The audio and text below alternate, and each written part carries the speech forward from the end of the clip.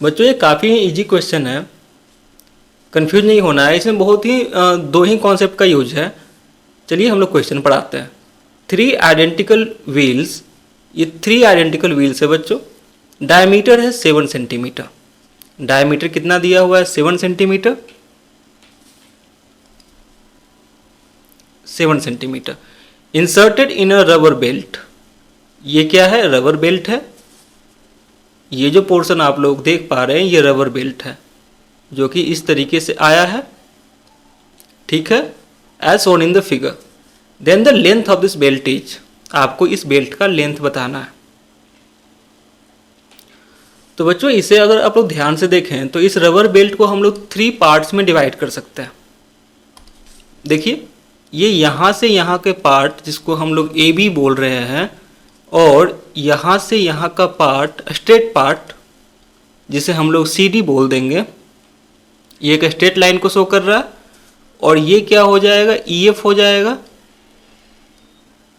सो ये 3 पार्ट है और तीनों ही क्या होंगे? इक्वल होंगे। अब इक्वल क्यों होंगे? चलिए उसका हम लोग डिस्कशन कर लेते हैं। बच्चों ये पता है हम लोगों को कि tangent is perpendicular to the radius at the point of contact. मैं यहां इसे लिख देता हूं, tangent is perpendicular to the radius at the point of tangency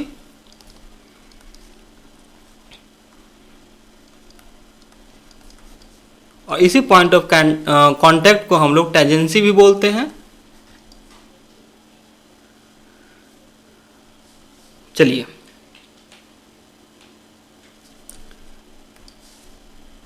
तो यहां से हम लोग ये बोल सकते हैं कि ये अगर सेंटर होगा और यहां से हम लोग ये इस स्ट्रेट लाइन पर ये टेंजेंट की तरह वर्क करेगा, तो ये 90 डिग्री होगा। सिमिलरली यहां पर भी क्या होगा? ये 90 डिग्री होगा, और इन दोनों पार्ट को हम लोग मिला देंगे।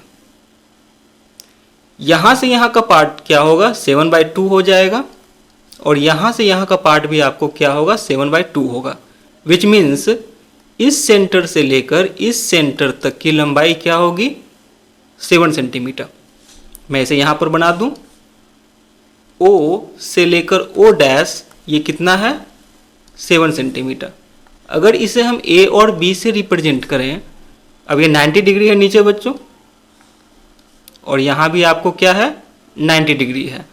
सो ये पार्ट है ए बी, तो ए बी भी क्या हो जाएगा? 7 सेंटीमीटर। वाई? क्योंकि एक रेक्टेंगल का फॉर्मेशन हो रहा है, ठीक है, ये कॉन्सेप्ट को समझ गए। सो यहाँ से हम लोग बोल सकते हैं कि ए बी क्या हो जाएगा? 7 सेंटीमीटर। सो ये लेंथ 7 सेंटीमीटर होगा, ये लेंथ भी 7 सेंटीमीटर होगा, और ये लेंथ भी क्या होगा? 7 सेंटीमीटर होगा। विच मीन्स हमको ये तीनों लेंथ तो मिल गया। अब हम लोगों को ये कर्व लेंथ चाहिए, ये कर्व वाला लेंथ चाहिए। तो अगर हम लोग एक को फाइंड आउट कर लेंगे तो सिमिलरली बाकी जो रिमेनिंग 2 है वो भी फाइंड आउट हो जाएगा। इसे हम लोग किस तरीके से फाइंड आउट करते हैं? चलिए बच्चों यहां से हम लोग ड्रॉ किए हैं, तो ये क्या बना? 90 डिग्री का। सिमिलरली जब यहां से ड्रॉ करेंगे तो ये भी क्या होगा? 90 डिग्री का एक रेक्टेंगल बन रहा है। सिमिलरली जब यहां से हम लोग ड्रॉ कर रहे हैं तो ये भी 90 डिग्री का हो रहा है।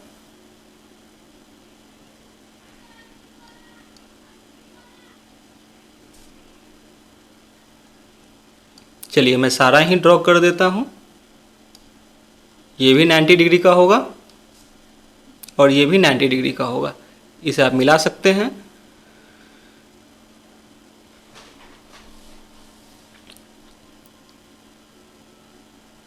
चलिए उसके पहले हम लोग इस ट्रायंगल की बात करते हैं। ओ, ओ डैश और स्मॉल ए से हम लोग शो कर रहे हैं।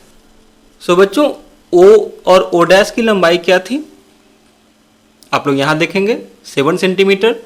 तो सिमिलरली इसकी लंबाई अगर 7 सेंटीमीटर है तो ओ ए की लंबाई भी क्या हो जाएगी? 7 सेंटीमीटर होगी, और ए और ओ डैश की लंबाई भी क्या होगी? 7 सेंटीमीटर होगी। कहने का मतलब जो ट्रायंगल हम लोग यहाँ पर कंसीडर किए हैं ओ डैश और ए, ये कैसा होगा? एक इक्विलैटरल ट्रायंगल होगा। विच मीन्स ये जो एंगल होने वाला है अंदर का एंगल, इंटीरियर एंगल, वो सारे एंगल होंगे 60 डिग्रीज के। अब किसी भी सर्कल के सेंटर पर या किसी भी सर्कल पर जो मैक्सिमम एंगल बनता है वो कितना बनता है? 360 डिग्री, जिसमें ये आपको 60 डिग्री हो गया, ये आपको 90 डिग्री है और ये भी आपको 90 डिग्री है। तो रिमेनिंग पार्ट वाला जो एंगल है वो कितना होगा? So x plus 90 degrees plus 90 degrees और plus 60 degrees is equal to 360 degrees. ये क्लियर है ना? सो ये देखिएगा x plus 240 degrees is equal to 360 degrees. So x is equal to 120 degree. अब बच्चों ये जो x है यहाँ पर हम लोगों को ये जो एंगल आया है ये आया है कितना? 120 डिग्री का। सो यहाँ से हम लोग ये बोल सकते हैं कि लेंथ ऑफ आर्क कितना होगा? ये आर्क ही है। सो लेंथ ऑफ आर्क के लिए हम लोग फॉर्मूला यूज कर सकते हैं। लेंथ ऑफ आर्क का फॉर्मूला होता है 2 pi r theta by 360 degree. 2 pi is 22/7, r is 7/2 and हम लोग आर को अभी कैंसिल आउट नहीं करते हैं, छोड़ देते हैं और पाई को भी पाई के फॉर्म में ही रहने देते हैं। पाई आर और थीटा कितना है? 120 डिग्री बाई 360 डिग्रीज। सो ये आपको आ जाएगा 2 पाई आर इंटू 1/3। ये तो बच्चों लेंथ ऑफ वन आर्क आप लोगों को आया है। तो ए भी आप लोगों को आया कितना है? 7 सेंटीमीटर। ठीक है, तो ये जो पोर्शन है ये 3 पार्ट से मिलकर बना है। सो ए बी अगर 7 सेंटीमीटर है तो सिमिलरली अगर हम लोग बोलें तो सी डी कितना हो जाएगा? सी डी भी 7 सेंटीमीटर होगा और ई एफ ये भी क्या होगा? 7 सेंटीमीटर होगा। सो टोटल लेंथ जो हो जाएगा, जो स्ट्रेट लाइन का लेंथ है, स्ट्रेट लाइन का जो लेंथ है वो कितना हो जाएगा? 3 into 7 which is equal to 21 centimetre. अब ये 3 आर्क हैं, सो लेंथ ऑफ 3 आर्क, तो 1 आर्क के लिए जो हम लोगों को लेंथ आया है वो कितना आया है? 2 pi r into 1/3। So 2 pi r into 1/3, so हम लोग 3 के लिए 3 से मल्टीप्लाई कर लेंगे। सो 3 कैंसिल आउट। पाई का वैल्यू 22/7, आर का वैल्यू यहाँ पर है 7/2। सो यहाँ से देखिए 7 कैंसिल आउट एंड 2 और 2 कैंसिल आउट। सो हम लोग को क्या बचेगा? 22। सो यहाँ से हम लोग ये बोल सकते हैं कि लेंथ ऑफ द बेल्ट क्या होगा?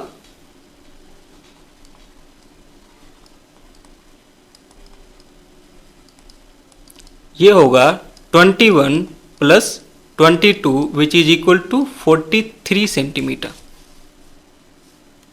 आई होप कि आपको ये सॉल्यूशन समझ में आया होगा।